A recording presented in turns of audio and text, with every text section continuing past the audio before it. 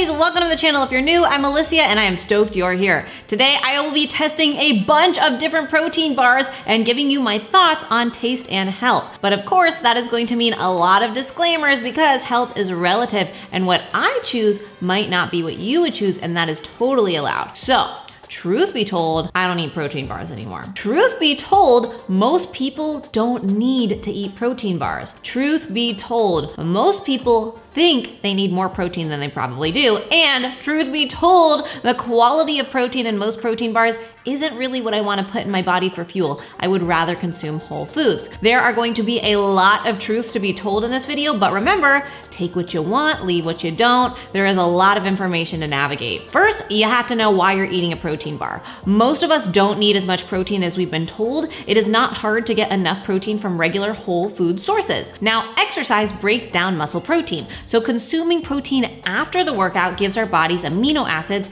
to repair and rebuild those proteins, as well as essentially the building blocks to build new muscle. So if you are looking for something to specifically fuel your recovery after a workout, a protein bar could be a convenient option. But remember, you don't not benefit from the workout if you don't eat after it. You still did it and your body still appreciates it. A lot of people think that they need a protein bar after and they end up eating candy in disguise and essentially negate all the work that they just did. They would be better off eating nothing than the candy bar. There are hundreds of bars, so my approach to this video was simply, what would I eat? Now, this video is not sponsored. I went to about 5 stores and just picked out the ones that I thought I might actually consider including in my diet or recommending to someone else based on the stats. These choices are some of the cleaner ones I could find. First, let me tell you my protein rules. Number 1, protein to calorie ratio. It is a protein bar after all. A lot of bars say protein on the wrapper, and then there's like 10 grams of protein or less. Come on. Most people, depends on who you ask, of course, suggest 20 to 40 grams for post-workout. For some, that's probably more than we need. For protein, if about 30% of the total calories of the bar can be from protein, that is great for me. It can't always happen when adhering to all of my other rules though. Something's gotta give. 2 is carb count. So carbs are also good post-workout. Carbs combined with protein can maximize protein and glycogen synthesis. The amount of carbs that you will want will vary based on the type of exercise you do and your body, of course. An endurance athlete like a runner or a swimmer might need more carbs than someone doing weightlifting. But maybe not. It depends on what type of weightlifting you're doing. If you're not working out as often, you probably need less carbs for that recovery. So if you're a regular person like me, just wanting a post-workout bar, I want carbs to be reasonable. I don't want to consume a piece of cake, but I recognize that some carbs will help with my recovery. If your goal is to lose weight, you may want to consume and need to consume less carbs. 3, less fat. For post-workout specifically. Now, don't get me wrong, fat is great. I am a huge fan of eating a diet higher in healthy dietary fat. But for post-workout, a lot of times it's recommended to have less fat because it can slow down the absorption of your post-workout meal or bar or whatever.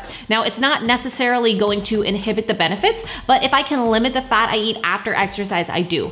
Also, I want any fat that is in the bar to come from healthy, natural sources. 4, low sugar. Carbs are okay. Sugar, I try to stay away from, especially added sugar. I think sugar being low is more important than calories or carbs being too high. 5, fiber and net carbs. Fiber is good, so sure, look for more. But most bars these days use fake fiber sources like IMOs, isomalto-oligosaccharides, inulin or chicory root fiber, soluble corn fiber, etc. These are sneaky because they do add fiber, but they aren't whole foods. They should not be our main source of fiber. And for a lot of people, they cause digestion issues. And especially for IMO fiber, there have been studies showing that there is not a universal blood sugar response, meaning that some people do digest the carbs, even though they're supposed to be indigestible.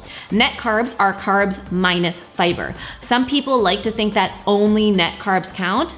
I don't recommend this approach. Carbs are carbs, and fake fiber is not going to be processed like it would with whole foods. I'm not saying that you should avoid it completely, and if you don't have the digestive distress, then it might be fine for you, but don't use it as your main fiber source, and don't think that the calories or carbs don't count. 6 ingredients. So for me, no aspartame. I don't personally like to consume sucralose either. Some of these bars do have sucralose. They would not be a part of my regular diet. I would go for stevia, monk fruit, or erythritol. You can check out my Sweeteners 101 video for more on that. I also prefer dairy-free because dairy doesn't love me, but whey is dairy, so it's hard to avoid for a lot of bars. We'll talk about that more. 7, complete proteins. So not all bars contain complete proteins. I'm going to touch on the importance of this. And number 8, of course, taste. Education is power. Spread the word and share the video if you learned something. I really appreciate it. I will be back next week with a new episode, and remember, it's all a matter of mind over munch.